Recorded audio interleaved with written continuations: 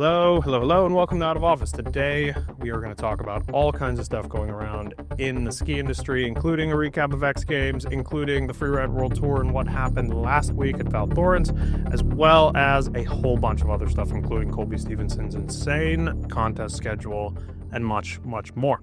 So, I wanted to start off tonight with the main story, which is all about X Games. Obviously, if you have a computer, if you have a cell phone, you saw that there was a lot going on at X Games in Aspen for 2025, and it was awesome. It really just was such a well-done event.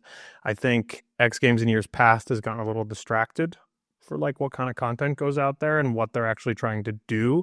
But I think this year, although there were some issues as far as like getting tickets and paying for tickets to view the event and all this kind of stuff that I think we always deal with event to event, that stuff may change. But overall, I think X Games did a wonderful job.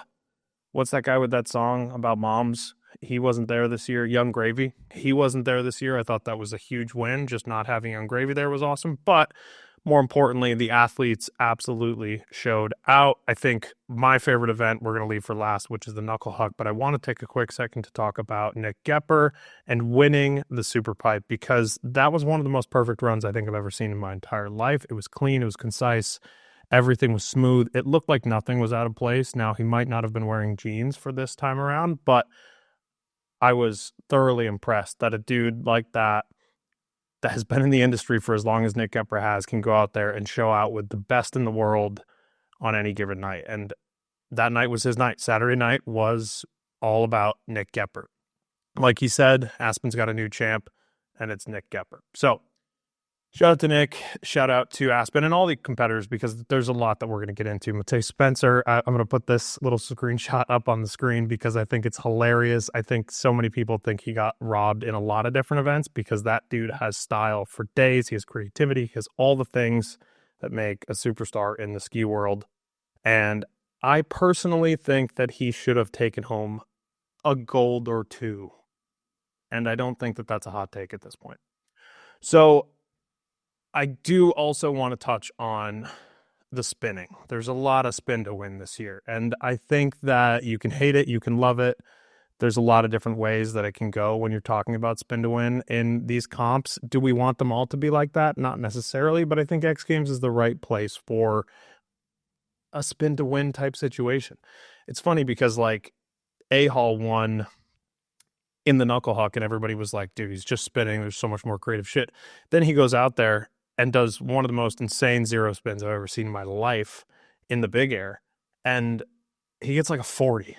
So this just tells you like these guys are out there to show off. They're out there to have a show for the fans, but they're also there to win and get good scores. And at the end of the day, 2340, 2360, whatever the hell it is, that is really what the bar is for this year's X Games. You saw it in snowboard and you saw it in ski this weekend, which is crazy. It's so many spins. There's no way. It's literally like that guy going, what does it, dude, I don't know how you even count as somebody that like would love to be an on-hill commentator at some point. How do you do that job? How do you do that counting? Like I'm never going to understand. So that's my bit on spin to win. I think it's a necessary evil, especially when it comes to something like X Games. X Games is all about progression. More spins is progression. I don't care what anybody says. Even if you just go and huck your meat, like that is progression. Now, the one place I think that it does not belong is in Knuckle Huck. Knuckle Huck, especially on the ski side, has always been a creativity contest, and it always should be a creativity contest. I love Alex Hall. I think he's one of the best freestyle skiers that's ever lived, if not the best. I don't think he won that Knuckle Huck as far as like my opinion goes, and in a lot of cases, the court of public opinion would agree with me. I think Juho had a better run. I think Matej had a better run. Like, I really think that the creativity that those two brought excelled. However, you can't look at Alex's run and go, that's not a first place run somewhere, sometime. I just don't think that it was this year. I think those two guys that got silver and bronze really deserved that W, because, like, look at this clip of Juho. Like, that's a crazy thing to just do. Like, what is, like, with a semen in there, like, no words. That shit is unbelievable. I didn't think that could be done on skis. I don't think that kind of flexibility exists. The whole weekend was just an absolute gong show, and I am floored by how good these athletes are. I think we all knew they were good. Obviously, they're in freaking X Games, but very, very impressive stuff. And also, before we move on, quick shout out to the women that competed in X Games this weekend because they also went off. Especially Tesla Do, because like that slopestyle run was absolutely absurd, and I just want to see more. I want to see the women get more credit. I want to see more women's events. I want to see free skiing double down on the energy that's being put into the women's category right now. So, all that being said, congrats to all the winners at X Games last weekend. Huge, huge event. Very successful for Aspen, I am sure. But we're moving on. Next, we have the Freeride World Tour, which just went out in Vail Thorens last week, or I guess this week, the week that I'm recording it. But it'll be last week for you people. Vail Thorens is an iconic venue. Everybody's very, very excited about the Freeride World Tour this year, especially me. I really just think that they're doing a better job all across the board at like getting the US audience a little more engaged, and I think that's where they've fallen off. That being said, not the best day for the US today with the two of our US favorites in Ross Tester and Toby just not making the podium. They just didn't do it this week. Hopefully at Kicking Horse, a little more fun venue.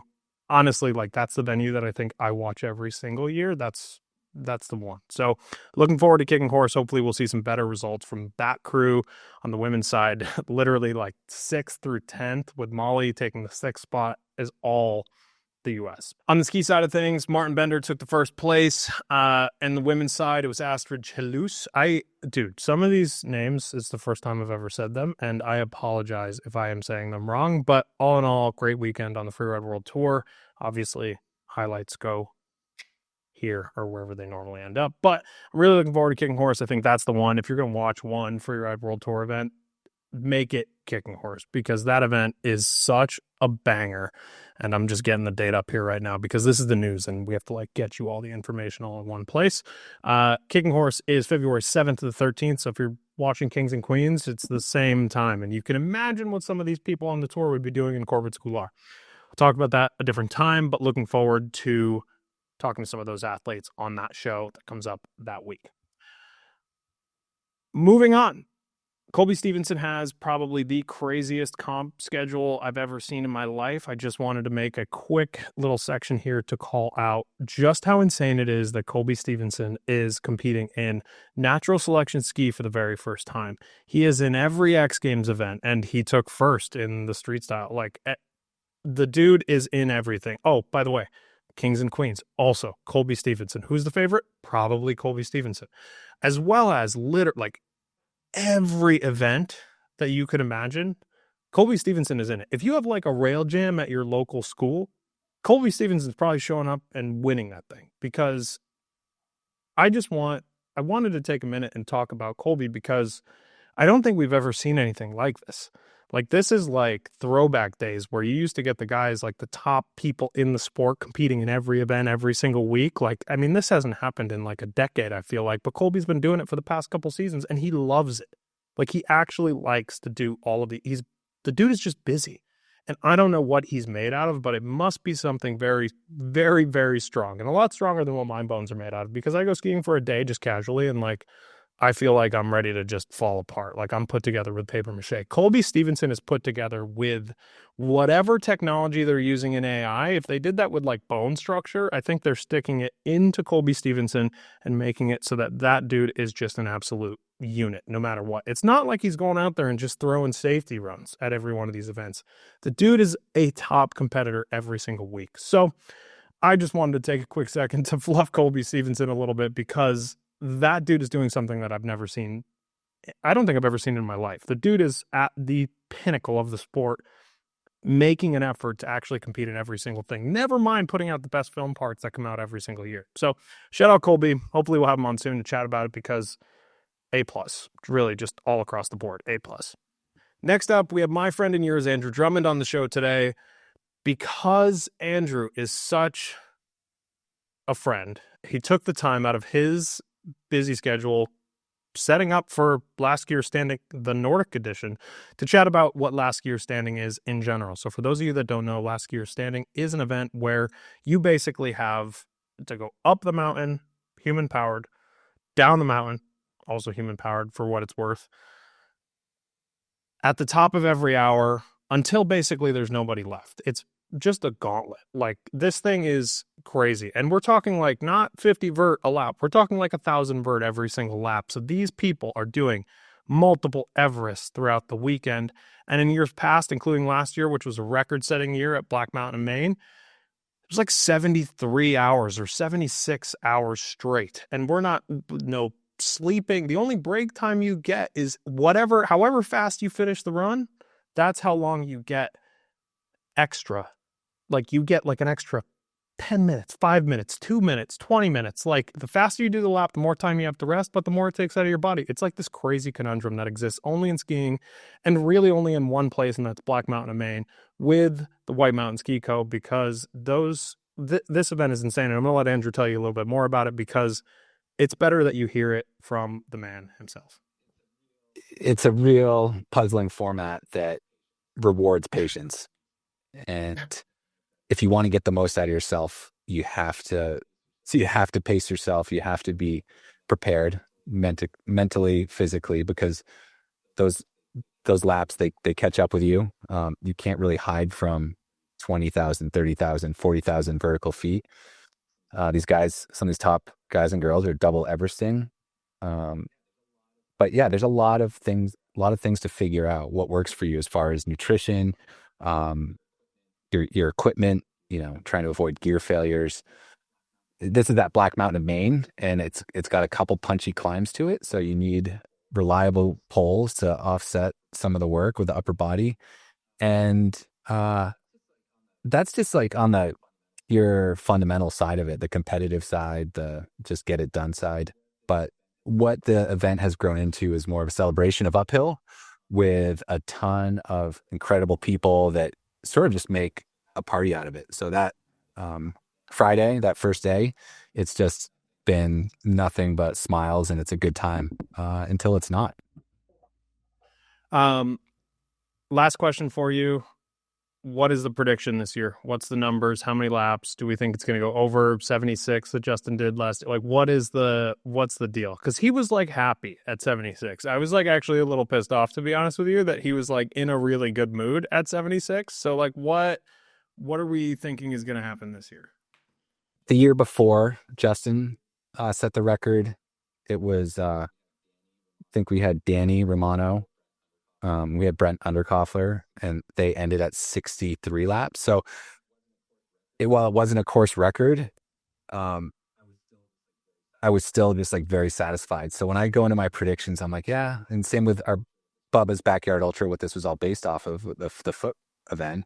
I don't know. I think we saw something special last year, and it takes two. You got to have a couple people that really want this in the end, that are willing to grind it out. And you might not have that same level every year. You might have it. I was kind of blown away last year, to be honest, that I know Justin's crazy, but between Justin and Will, those two, they threw down. And so I don't want to write off a course record, but course records are course records. They don't get broken every year. And I think I give it a 50-50 shot to see something similar. I mean, I think it's going in the 60s. I think we're there through Monday, into Monday, but I don't know if we're going to make it to Tuesday again. So I hope not. Thank you to Andrew. Obviously, pay attention to all the social feeds this weekend, because Last Gear Standing is going to go off, and he thinks it could go into Tuesday. It's crazy. It's crazy that he also thinks the Nordic one will go into Thursday dude. The level of athleticism and fitness that is portrayed every single year at Last Gear Standing is bar none the craziest thing I've ever seen in my life is Last Gear Standing. It's the slowest thing I've ever seen in my life, because it's not like you go there and you're like, wow, sick trick, bro. It's like, no, that dude's been suffering, or that lady's been suffering for 3 days, dude. Switching out socks, having blisters, like I don't even want to get into some of the things that happen when you're out there for that long. Brody Levin did it a few years ago and like blacked out on his last like 10 runs, I feel like. So gives you an idea of what this event is all about. Stay tuned for more on Last Skier Standing once we get a wrap up, hopefully sometime in this century. Our final story tonight is all about Vail Resorts. Vail Resorts just really took it on the head because a report got published to all of the Vail stockholders from Late Apex Partners, and they basically just tear into Vail Resorts, the way that they've handled all of the investment money, the way that they are just simply not, they're not getting it, dude. CEO Kristen Lynch, since she has taken over, has seen a 53% drop in the stock price of Vail Resorts. So if you are a stockholder, you're probably not very happy. You would think that that means they're not taking things like dividends, they're not taking extra pay raises, but that is not the case.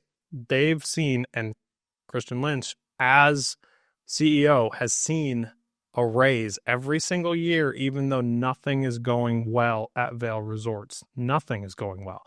It is loss after loss after loss, issue after issue, whether we talk about ski patrollers, whether we talk about the general consumer being not happy. They even call out the fact that Vail is just not seen the way that they want to be seen by the public. They're losing the core audience, they're losing the core skier, and they're really starting to panic. And I think this report, which we'll link in the show notes, really just dives into so many things that is wrong with Vail Resorts at its core. This is a story that we're going to be talking about a lot over the next couple months because it's really important, as Vail is basically the big gun in the ski industry. Ignore my cat for this part. We're going to take it really, really serious. A 38% drop in free cash is an absolutely crazy thing to be saying as CEO and then going like, oh yeah, I deserve to make $6 million every single year as CEO. How can you in good conscience go and say that you're doing the job well? All across the board, they have hit time and time again some kind of hurdle. And I'm curious to see how this develops as we get closer and closer to the end of the season here, because I think that's when Vail's going to start to make some really big moves. Some changes are going to be made. I do not think that we will see Kristen Lynch as CEO in 2026. I don't think she's going to make it another year, and I don't know the terms of her contract or anything like that, but I am very, very interested to see what happens now that this report is out, because I think across the board, we've got issues if we're Vail Resorts. Now, they're also starting to focus on things like the Olympics, right? They're really focused on the Olympics. They want the Olympics to go well. And one of their key things in their little diagram is to get the core audience back. It's like the number one thing. But I'll be honest, the core is never going to go back to Vail Resorts as long as they keep doing the same things that they do. They treat their workers badly. They are clearly just in it for the cash. And I get it. It's a business. You got to make money. Everybody's got to make money. But Vail Resorts is a perfect example of how to screw up being number one and still somehow be the number one. Like it's an insane thing to do everything wrong and still be considered the pinnacle. So when does that change? That's all for tonight. If you want to read the full report, please click the link in the bio, because we will be talking about it more and more as things develop, because there is some news coming next week that you cannot miss. I can't say anything until next week. So next week, we'll talk about some really big stuff. But for now, thank you for watching, and we'll see you again soon.